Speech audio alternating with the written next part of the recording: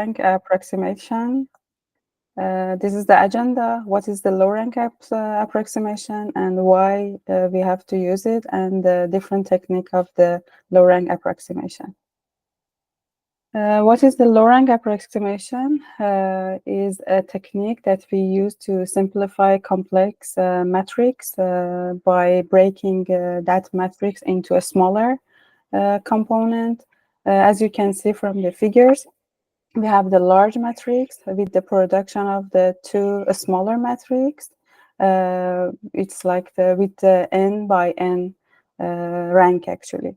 The rank of the matrix is the fundamental concept in a linear algebra that indicates the number of the linearity independent rows and columns in matrix. We have like the full rank and low rank. The full rank shows the whole the information, and the low rank has the fewer dimension. And as you can see from these figures, the figure on top shows that low rank compression in CNN models, and the other figure shows the low rank training. And why we use the low rank approximation? Because of the faster computation that actually have like an effect on the time complexity and actually directly multiply the large matrix to the low approximation actually allows to work with the smaller matrix and helps to have a speed the computation. And then memory efficiency that reduce the storage requirement and data compression that helps to easier to store and transit data, and also noise reduction that actually we have like often noise like irrelevant information that helps to filter out that noise and keep the meaningful structure. How does it work? Actually, we have like matrix factorization. We decompose that matrix into two smaller matrix, A and B, and this matrix approximate the original data in a way that we can capture the most important information. And about the rank of a matrix, the rank R represents the complexity of the data with the matrix. If the rank is low, then the data can be compressed or simplified without losing too much information. Application in machine learning, actually convolutional layers, it's like the low rank approximation is used in the convolutional neural network in order to reduce the size of the filter that we can reduce the computational load during training and inferences. And also attention mechanism, that this technique used in a different transformer or attention mechanism, and this attention matrix can be approximate to reduce the computational cost, like the language model processing and image recognition.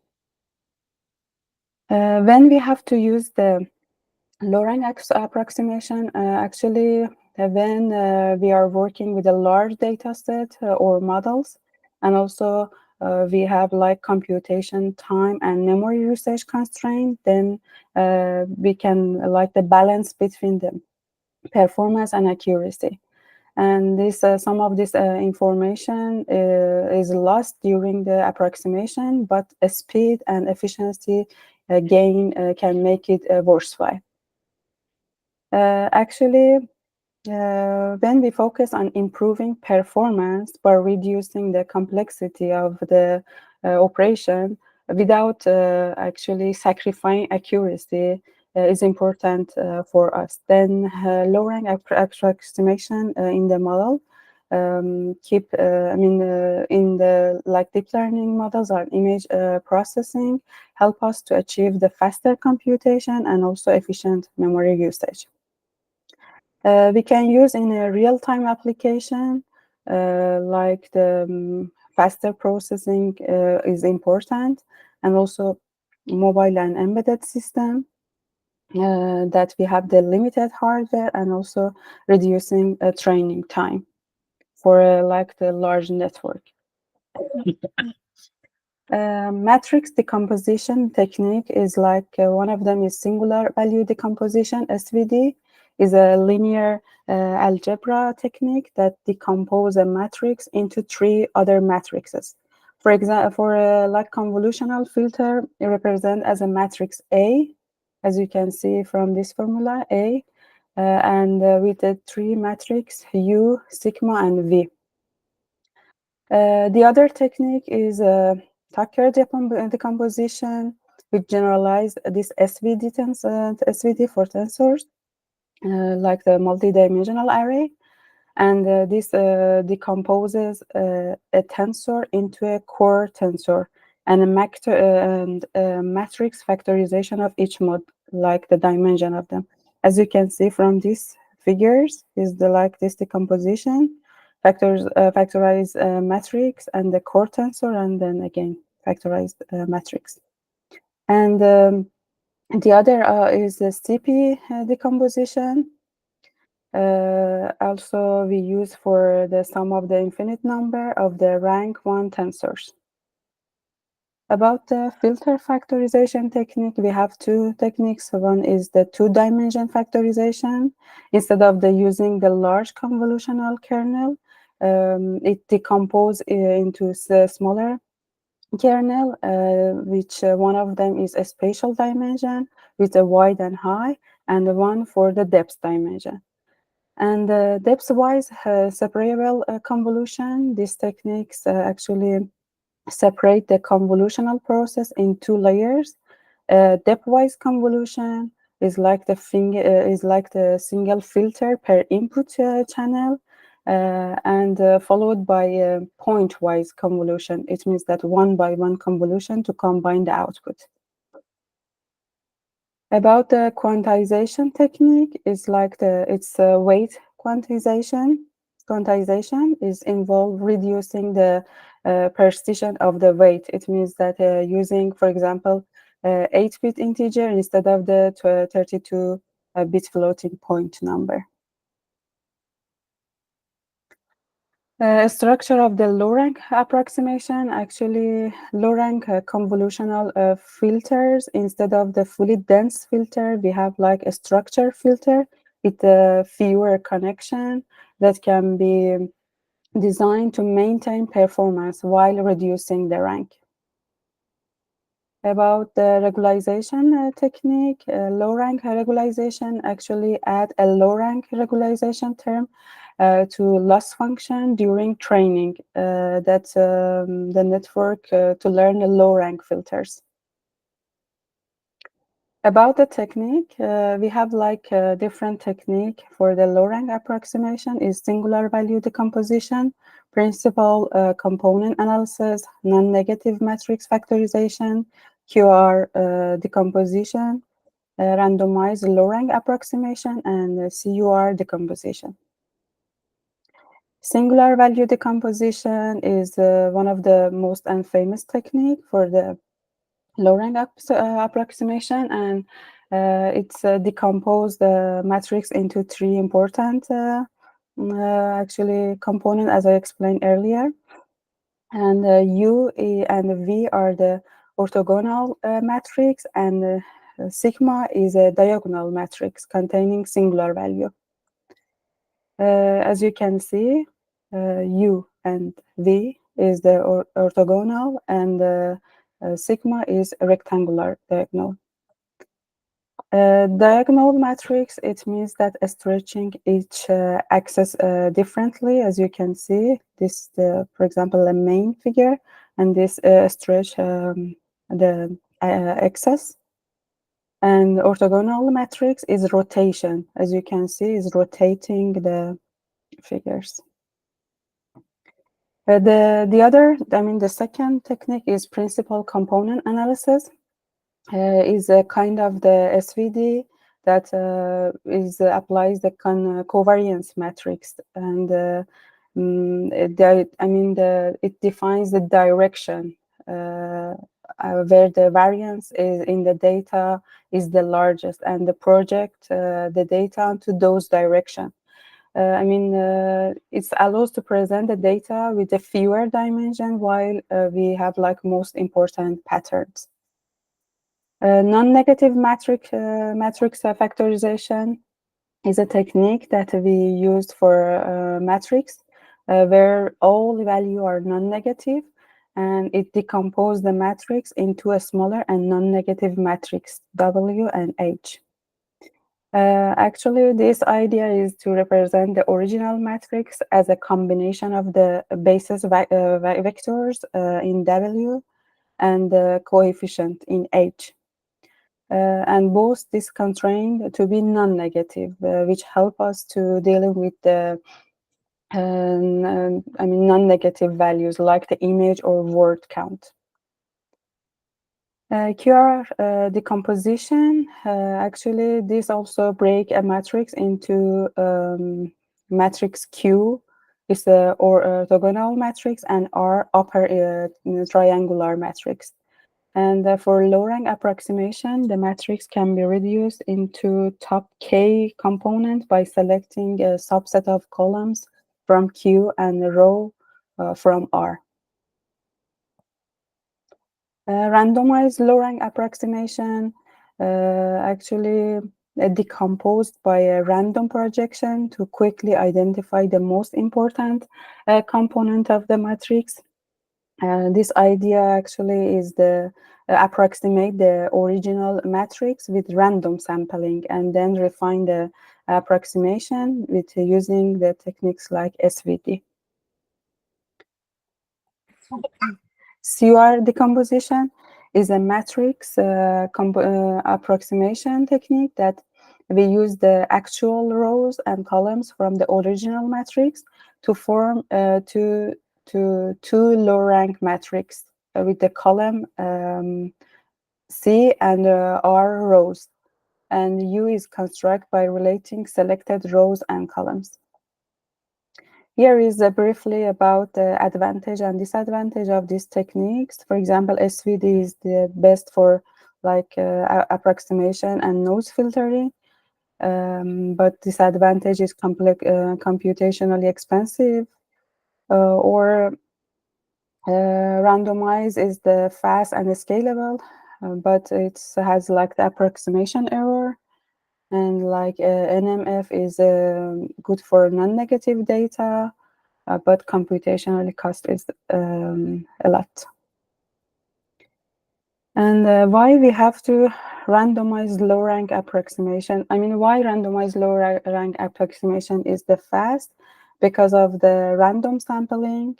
Instead of analyzing the entire matrix directly, a randomized method first perform a random sampling of the data to a lower dimension space, that this reduce the computational workload. And the second one is dimensionality reduction early. It means that this matrix structure goes to the random projection and then avoid performing computational on the full matrix, which save the time. And then scalability, it scales efficiency with a large data set, which making it suitable for traditional methods like the SVD that takes too long for example, in a big data application. About the speed comparison with other methods, if I want to compare all of this technique, SVD and PCA, and they are slower because they require calculating the full decomposition of the matrix. SVD is computationally expensive, but a time complexity of matrix is OM by N squared 2, and for an M by N matrix, we use this computationally time complexity. NMF is slower than randomized algorithm because it involves the iterative optimization. And QR decomposition is faster than SVB, but it's primarily designed for low-rank approximation for a large data set. And the CUR is not optimized for speed, but involves selecting actual rows and columns and then performing the further matrix operation, which can be slow for large matrix. I mean, we have like the trade-off. I mean, randomized low-rank approximation is fast, but may introduce some approximation error compared to the more precise method like the SVD. And this trade-off is between speed and accuracy. For large data set, I mean, where the speed is more critical and like the real-time processing, randomized method is a good balance between performance and quality. About the low-rank approximation technique that used in the convolutional neural network. As I explained earlier, low-rank approximation in a convolutional neural network, it means that simplify matrix. I mean, like the convolutional filter by representing in a lower dimension form. Instead of having a large filter, we approximate it with a smaller filter that capture the essential features of the original filter. And this technique, like a spatial low-rank approximation, filter low-rank approximation, weight approximation, output approximation, combining the spatial and filter low-rank approximation are techniques of the are technique that used in the convolutional neural network. The spatial low-rank approximation actually simplify the convolutional filter in terms of their spatial dimension, width, and height, instead of using the large filter. And this approximates the filter using a smaller filter that capture spatial features. The benefit of that is the reduced computational cost and also lower memory usage. But disadvantage is the potential accuracy loss. It means that simplifying the filters may reduce the model's ability to capture complex features that are leading to decreased accuracy. And the implementation complexity that needs to model design and training, I mean, additional step for the model design and training. Filter low-rank approximation. These techniques actually focus on approximating the entire convolutional filter, not just spatially, by expressing it as a combination of the low-rank matrix. It's actually reduced the complexity of the filters in multi-dimension. And the advantage of that is significant parameter reduction. It means that decrease the number of parameters and computations and improve the training speed by reducing computational complexity. And disadvantage is like the risk of overfitting. If the model is too simple, then generalization will not work perfect, and we may not generalize well to complex data set. And the potential for the decreased performance, it means that it may like not capture all necessary features. Weight approximation, this method actually approximate the weight of the neural network, including the weights in the convolutional layers. And it's involve approximating weight matrix directly to achieve a more efficient representation. The advantage is the memory efficiency because using the less space for the weight and the faster inferences, which optimize the weight for the quicker model prediction.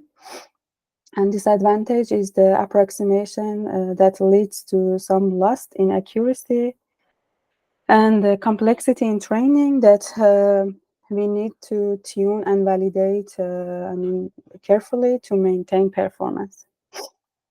About output approximation, this technique approximates the output of the layer instead of the directly modifying the filter or weight.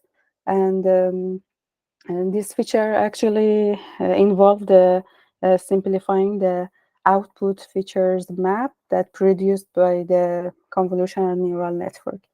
The advantage is the reduced computational load, which simplify the output and reduce the computational needs for the subsequent layer, and the flexibility that applies after the that can be applied after the feature extraction process, which make it easier to integrate.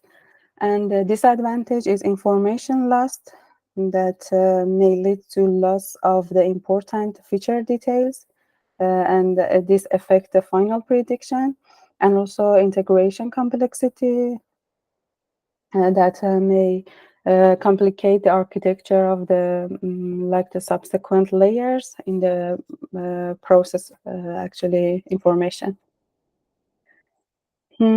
Combining a spatial and filter low rank approximation. And this technique actually combines both a spatial and filter low rank approximation in order to reduce the complexity, and it's approximate filter in both their spatial dimension and their depth. The advantage is the maximal efficiency, because this by combining these two methods we can achieve the greater reduction in the computation, and also a better trade-off that leads to have a better performance with the lowering the resource usage. And disadvantage is increased complexity that implementing is like complicated, because we require tuning of multi-aspect of these two models, and dimension and diminishing their returns that could be threshold behind which model is good, and may not always scalable. And here is the briefly about the advantage and disadvantage of these techniques. Like for example, weight approximation is memory efficient and faster for inferences, but accuracy trade-off and complexity in training. About the low-rank approximation in the CNN model, it's a low-rank approximation is like the mathematical techniques to simplify the large matrix by approximating them into a small one, and these convolutional layers can often represent as a large matrix is like the grid of numbers, and low-rank approximation break them into a smaller and a simpler matrix.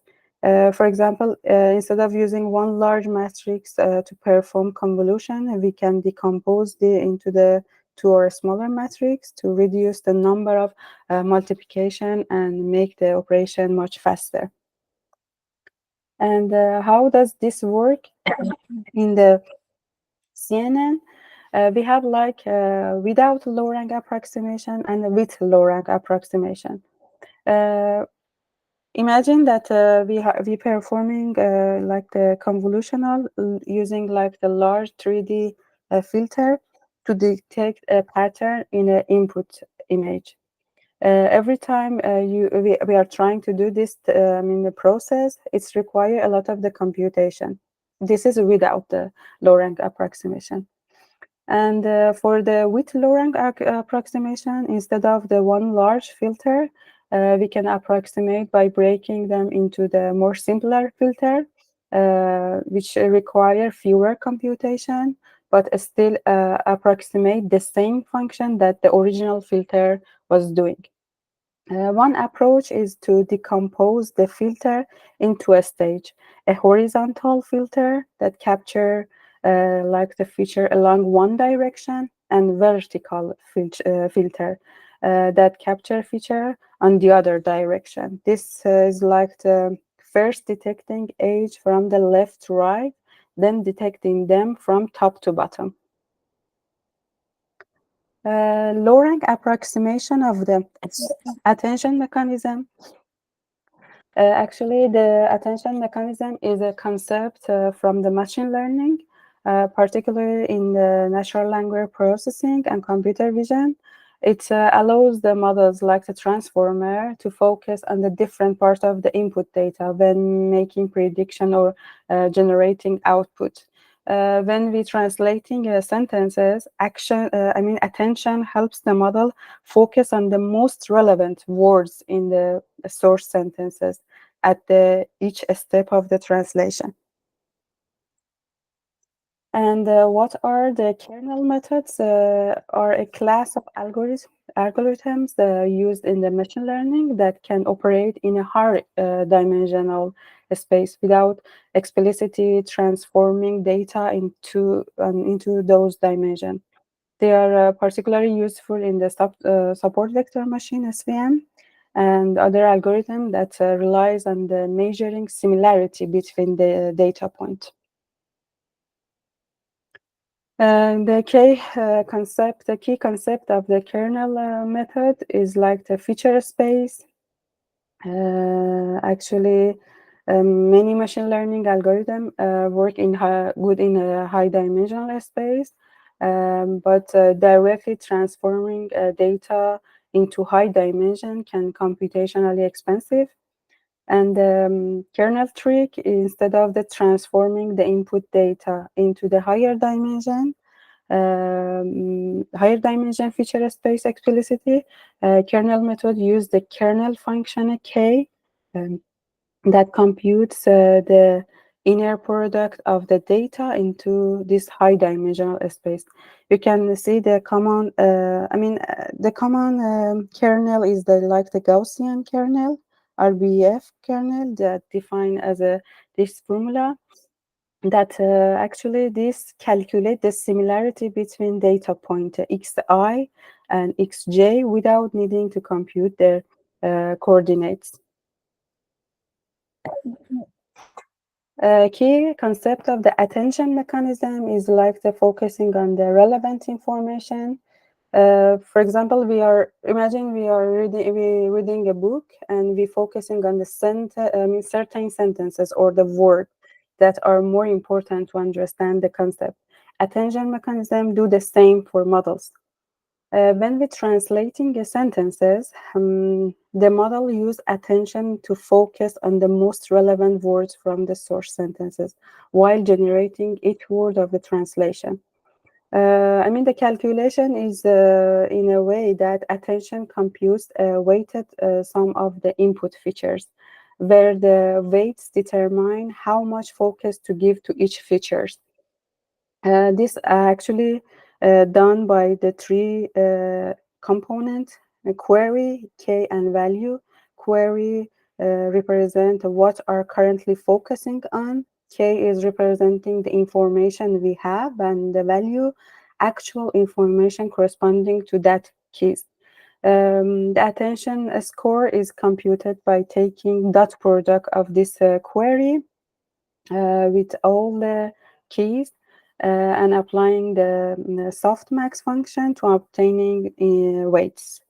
And actually, these weights are then used to compute a weighted sum of the values. And as you can see, here is the formulation and information about this formula.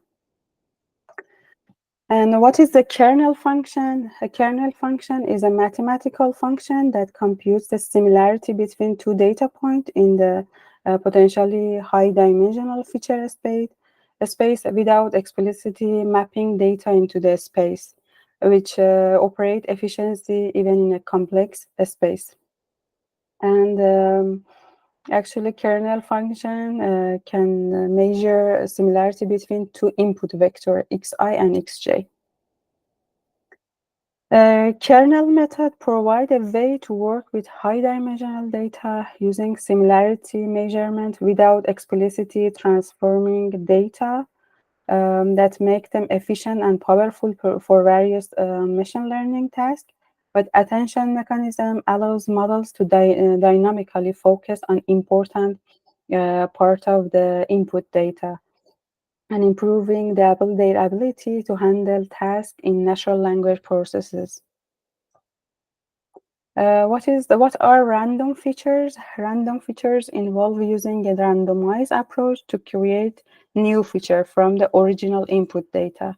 Instead of the computing the kernel function directly, random feature approximate the kernel mapping and enabling the application of linear models in an implicit high-dimensional space.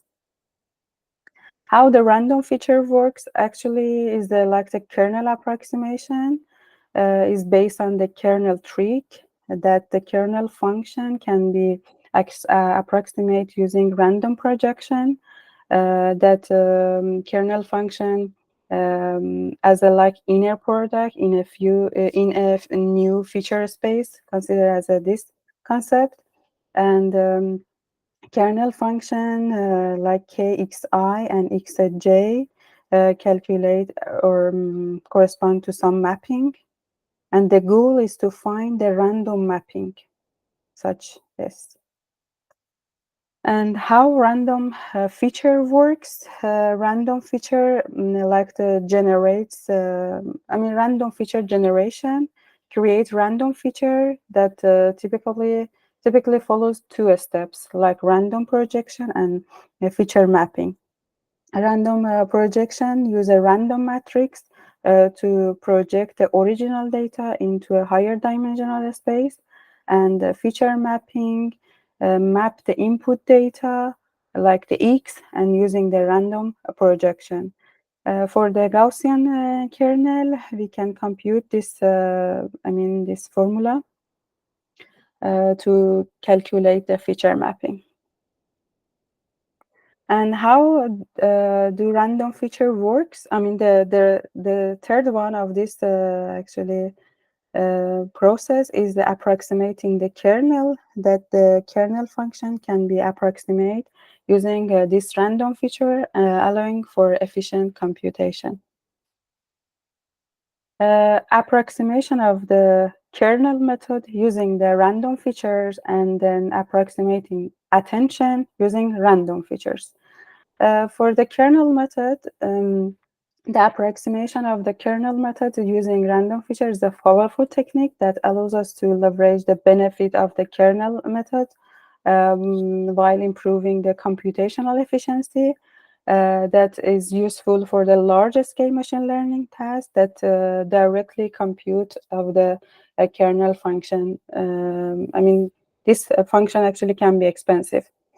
And then approximating attention using random features is actually these techniques use random features in promising approach to make attention computation more efficient. And when we in the place that the input sequence are long, then traditional attention mechanism using transformer models can like computationally expensive because of the quadratic complexity with respect to the sequence length.